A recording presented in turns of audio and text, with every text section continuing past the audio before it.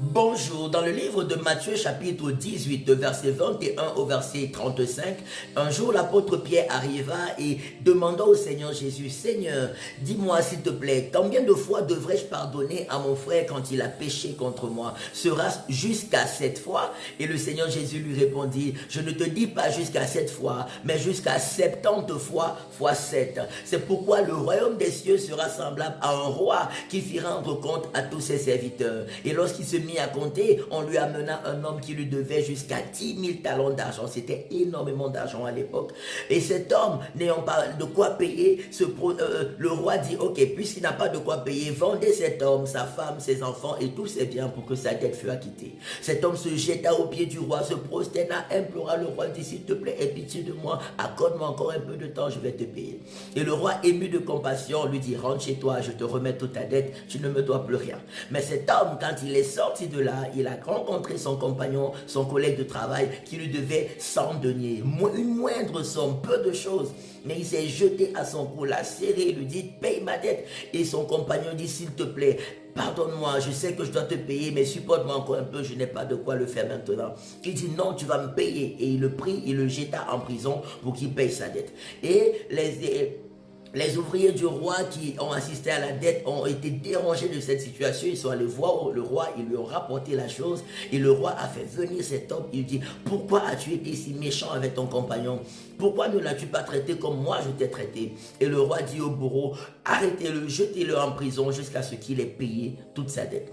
Et le Seigneur Jésus dit au verset 35, c'est ainsi que mon Père Céleste vous traitera si vous ne pardonnez pas de tout votre cœur à vos frères et vos sœurs.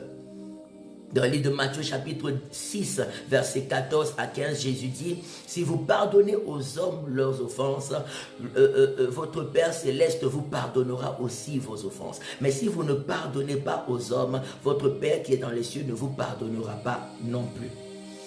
Le royaume des cieux, la force de la vie chrétienne, c'est l'amour et le pardon. On connaît tous le passage de Matthieu chapitre 3, de Jean chapitre 3 verset 16. Car Dieu a tant aimé le monde qu'il a donné son Fils unique afin que quiconque croit en lui ne périsse point mais qu'il ait la vie éternelle.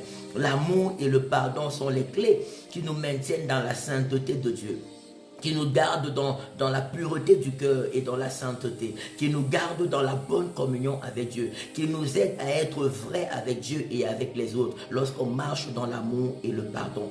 De la même manière que Dieu nous aime et nous pardonne, il nous a aimés, il nous a pardonné en Jésus, il nous aime et nous pardonne encore, il nous demande de faire pareil vis-à-vis des autres. Si on ne le fait pas, on ne sera pas agréable à Dieu. Peu importe les connaissances bibliques qu'on peut avoir, peu importe les dons spirituels qu'on peut avoir, peu importe les capacités qu'on peut avoir et tout ce qu'on peut accomplir, Dieu recherche l'amour véritable et le pardon véritable. C'est ce qui nous maintient dans la sainteté, c'est ce qui nous maintient dans la pureté, c'est ce qui nous maintient dans la bonne communion avec Dieu. Je prie que le Seigneur nous accorde cette grâce de toujours aimer et de pardonner.